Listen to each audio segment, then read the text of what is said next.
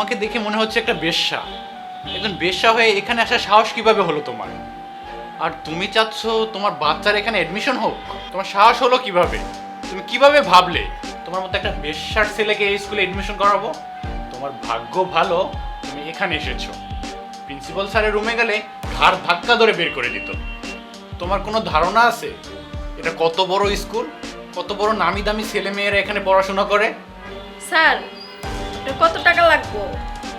10,000, 20,000, 30,000 কত লাগবো? 10,000 টাকা ফি তো কোনো ব্যাপার না।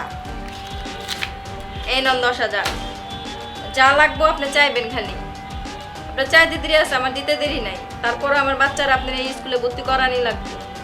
তুমি যদি 1,00,000 টাকাও দাও তবু তোমার বাচ্চা এই স্কুলে এডমিশন নেওয়া হবে না। কেন কেন অ্যাডমিশন হবে না আমার বাচ্চার? সমস্যাটা কি? কারণ তুমি একটা বেশ্যা। বেশ্যাবৃত্তি করে বাচ্চাকে পড়াবে এখানে?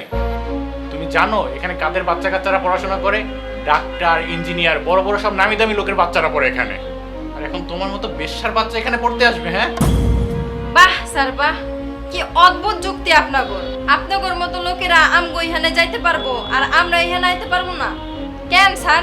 এত ভেদাভেদ কেন? কেন এত নিয়ম? চুপ থাকো তুমি, এসব কথা রাখো আর এক্ষুনি ফাইল নিয়ে এখান থেকে বেরিয়ে যাও। তোমার সাথে কথা বলার মতো সময় নেই আমার। মুখ সামলে কথা বল। আমার বাচ্চার অ্যাডমিশন এখানেই হইব। তোমার বাচ্চার এডমিশন তো স্কুলে হবেই না।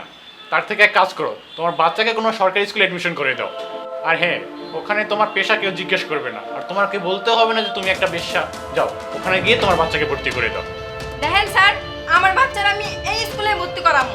আমার জীবনটা নরক হয়ে গেছে, তাই বলে কি আমার বাচ্চার জীবনটা নরক বানাইলাম? আমি অনেক কিছু সহ্য করছি, আমার বাচ্চার জীবন আর এরকম নরকের মধ্যে ফালাইতে পারবো না স্যার। কিন্তু তোমার বাচ্চা স্কুলে ভর্তি হলে বাকি সব ছেলেপেলেদের জীবন নরক হয়ে যাবে।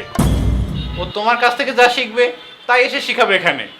এই মুখ সামনে কথা বল। আমার বাচ্চাকে নিয়ে যদি খারাপ কোনো কথা বলিস তাহলে তোকে শালা। আমার বাচ্চা তো জানেই না ওর মা এসব কাজ করে, আর ও তো মনে করে আমি কোনো বড় মালিকের বাসায় কাজ করতে যাই প্রতিদিন। স্যার আমি টাকা কামাই করি, আমি যেভাবে পারি ওইভাবেই টাকা কামাই করি। আমি যেভাবে টাকা কামাই না কেন, আমি আমার বাচ্চারে ভালো স্কুলে পড়ে মানুষের মতো মানুষ করে তুলব।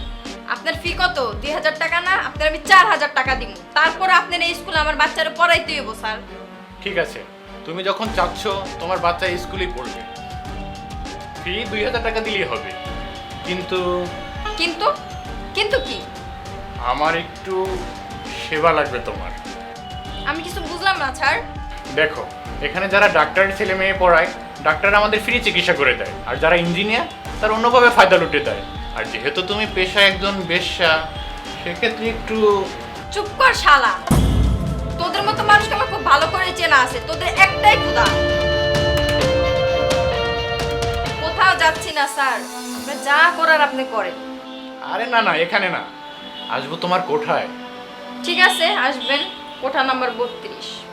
যত সেবা লাগে আপনি পাবেন, তারপরও জানি আমার বাচ্চা স্কুল আসতে পারে। ঠিক আছে, প্রতি মাসে তুমি আমাকে সেবা দিবা আর তোমার বাচ্চা এখানে পড়বে। ফাইল উঠাও আর এখান থেকে যাও, রাতে আসতেছি তোমার কোঠায়।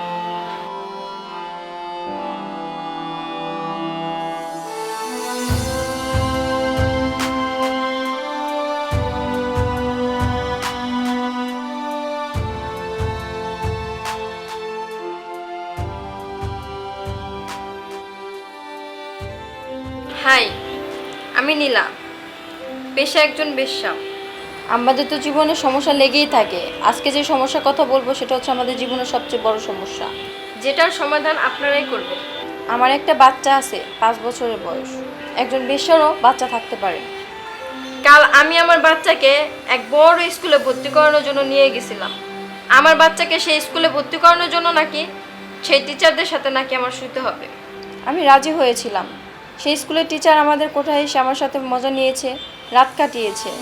আর তারপরের দিন আমি যখন তাদের স্কুলে আমার বাচ্চাকে নিয়ে যাই, আমাকে সেই স্কুলে ঢুকতেই দেয়নি। আমার বাচ্চাকে আমার সামনে বলেছে, তোর মায়ের সঙ্গে শুতে চেয়েছিলাম, শুয়েছি, যা মজা নাও নিয়েছি, যা অন্য স্কুলে গিয়ে ভর্তি হয়নি। আর কতদিন এসব অত্যাচার সহ্য করবো আমরা? আমাদের তো একটা জীবন আছে নাকি? বাচ্চার ভবিষ্যৎ বানাতে চাই, কিন্তু এসব লোকেরা ভবিষ্যৎ বানাতেই দিবে না। আমার উপর অত্যাচার করলে আমি মেনে নিব, কিন্তু আমার বাচ্চার উপর যদি অত্যাচার করে সেটা আমি কখনোই মেনে নিব না। হোক সে সমাজের উচ্চ লেভেলের লোক, তারপর আমি তাকে ক্ষমা করব না। আপনাদের কাছে একটাই রিকোয়েস্ট, আপনারা যত পারেন এই ভিডিওটা শেয়ার করে দিন, অন্য সব ডিপার্টমেন্টের লোকরা যেন এসব দেখে। প্রতিদিন আমাদের কত কত সমস্যার সম্মুখীন হতে হয়।